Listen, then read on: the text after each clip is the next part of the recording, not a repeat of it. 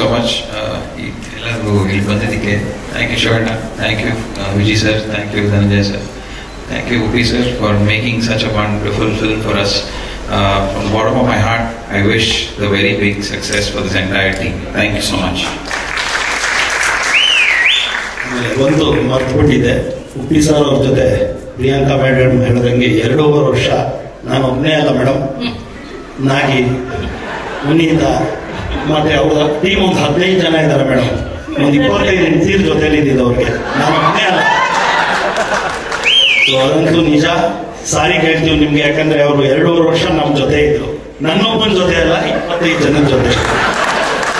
ಇನ್ನ 20th ವರೆಗೂ ನಮ್ಮ ಜೊತೆ ಇದ್ದಾರೆ ಮೇಡಮ್. ಈಗ